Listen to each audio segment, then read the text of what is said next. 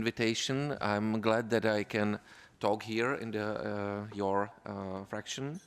I would like to thank especially to the members of the parliament from the Czech Republic, from the Communist Party.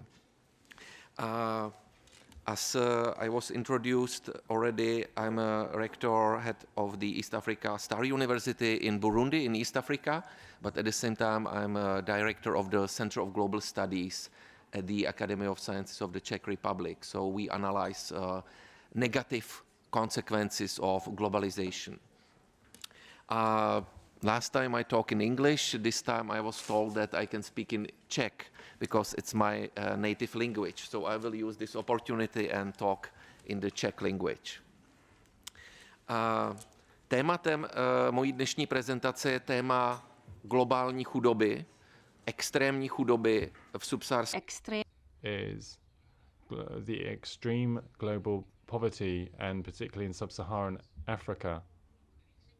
And I would also like to talk about the conflicts as a result of ethnic conflict. In terms of cooperation here, recently there has been open conflict in Burundi with armed groups from Congo. The conflict is the result of long-term unresolved conflicts afoot in the region. And these conflicts are sometimes quite small armed conflicts. And the situation in Burundi is still extremely tense, although the situation in eastern Congo is much worse, where for the last few decades armed conflict has been the order of the day. Now, as you know, Che Guevara took part in the conflict in the 60s and was involved in the so-called East African War, but we don't know that much about current tensions in the region. Tensions that link back to what the Western countries did in Eastern Congo with minerals, and also child labor involved in that. Diamonds, golds, and many other minerals being extracted. I know that recently the European Parliament dealt with the issue of certification of conflict minerals, and that's an important point. This isn't just an issue of problems merely in Eastern Africa. Eastern Africa is a key area for information exchange. Many of the minerals used for mobiles and computers come from Eastern Congo.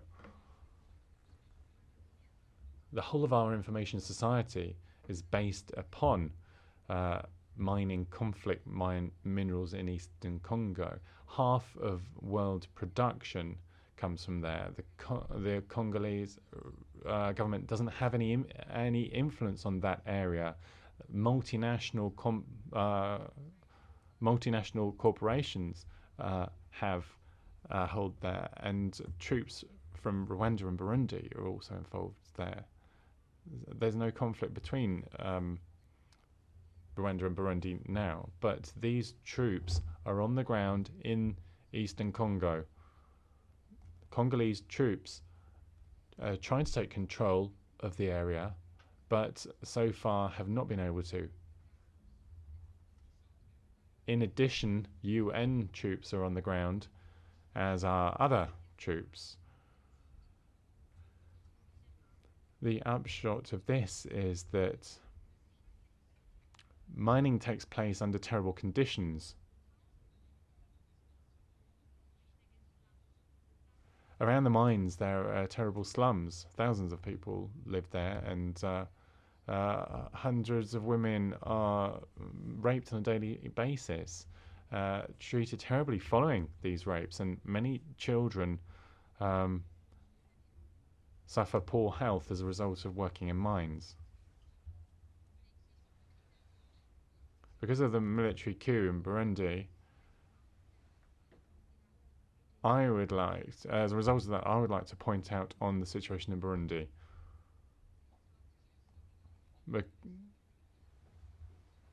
Because the situation, and this is a civil war, could lead to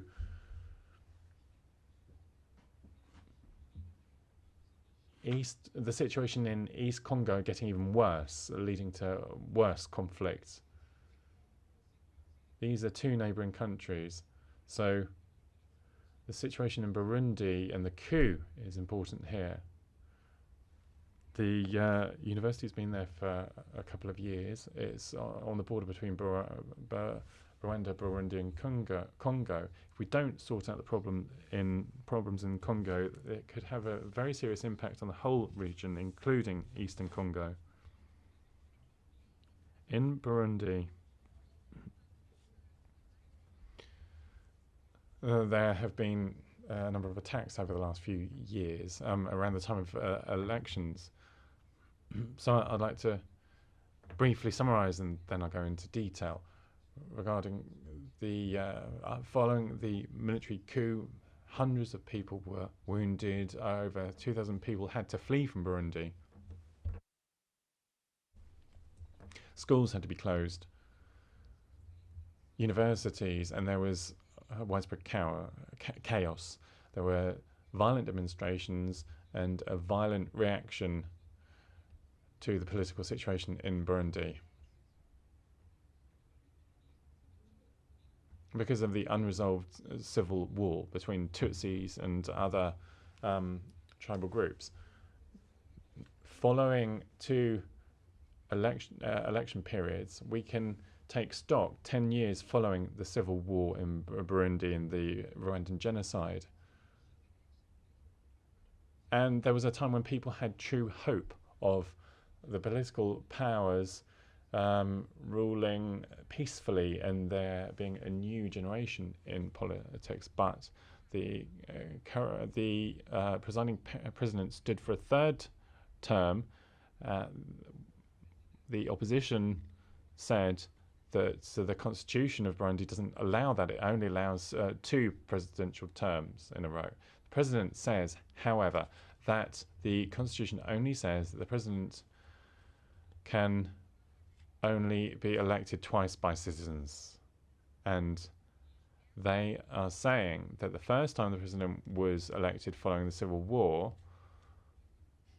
the MPs voted him in. And the third time, well, the second time, the citizens voted him in. All critics and the opposition say that a third mandate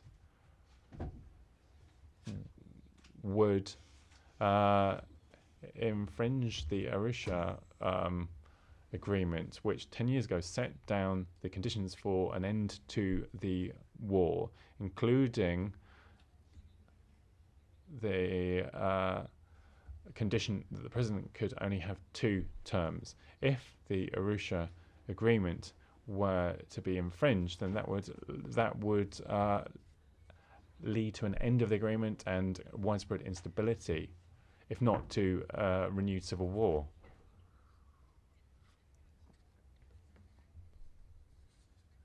Perhaps a new agreement would be better for the Tutsis, improve conditions for them. And they are politically underrepresented.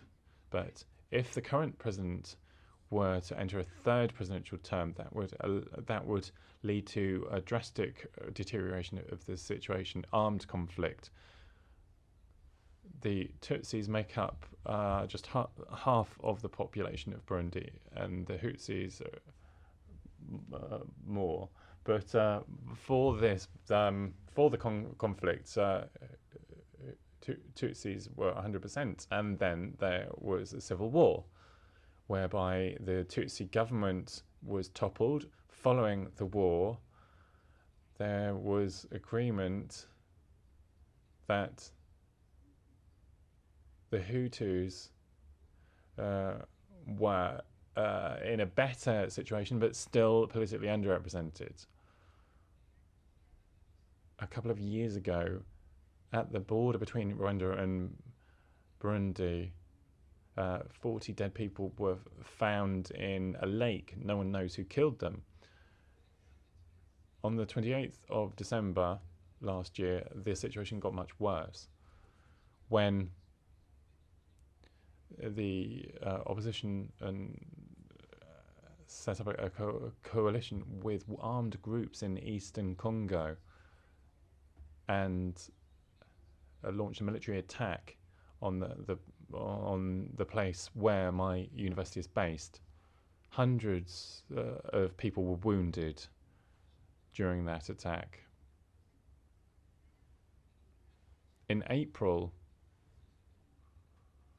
there was a conference of the governing party, which for the third time put up the current president as candidate.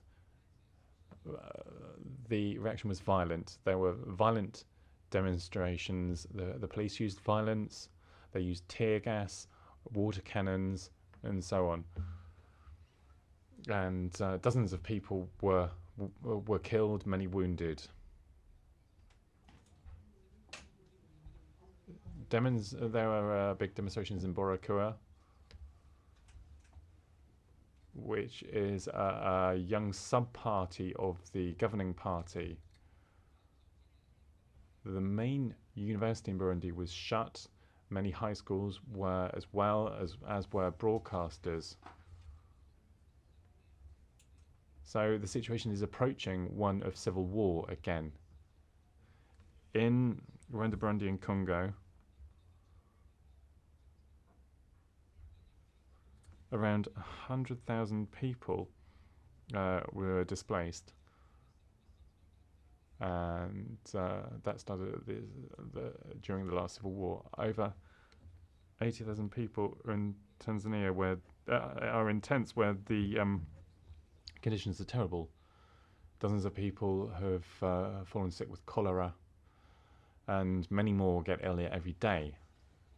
There are thousands of people falling sick. Ban Ki-moon's special team came in to try and deal with the situation. On the 13th of May this year, there was a military coup led by a military general. At the time, the president was not in the country. He was at a summit in Tanzania that was dealing with the issue of the crisis in Burundi. High-ranking politicians from Eastern Africa who criticized the president of Burundi for a long time because of this possible third presidential term perhaps enabled the coup by holding the conference, which meant that the president was outside the country for a while, and that situation was utilized to their advantage. The general that staged the coup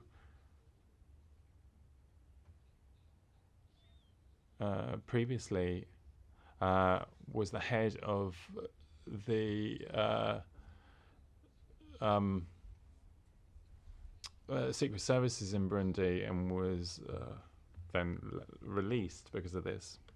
But the coup was celebrated by the people of Burundi. They took to the streets and celebrated because they were happy that the president, who wanted to stand for a third term, had gone. But not everyone was happy with the coup.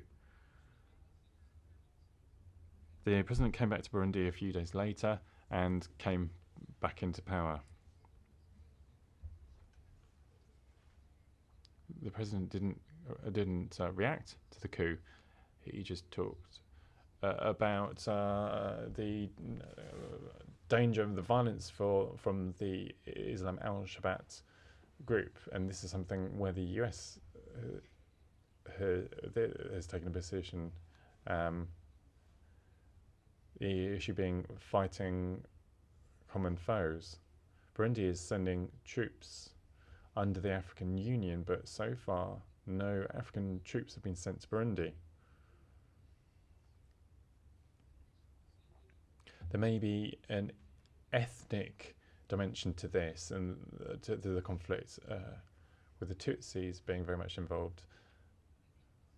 Now, a politician was shot at the weekend, a possible candidate to the presidency, and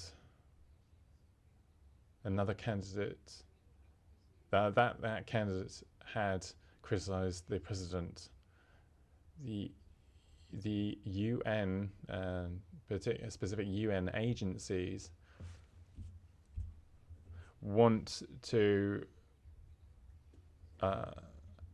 spend $2,007 million by the end of the year to deal with refugees, to give them basically healthy conditions, to guarantee that.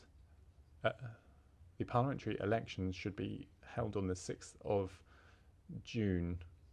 The presidential election on the 26th of June. Violence is increasing. It's heading towards civil war. If that were to happen, the situation in Eastern Congo would be terrible. The European Parliament needs to call for the situation to be somehow stabilized in Burundi, and they should turn to the African Union and other players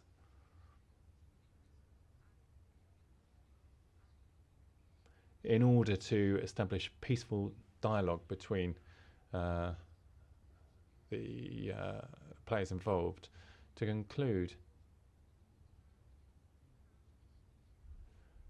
why have I concentrated on this region of all of the many regions? Why do we set up a university there? Why are we trying to set up a think tank that could contribute to solving conflict? Well, once again, conflict minerals are essential for our information society, and without those minerals, the conditions around which are very brutal, smartphones and computers would be much more expensive. So there's no real will to solve the situation in Burundi and Congo. So it's very important that we do find a peaceful solution to the situation. Otherwise, we will have war again.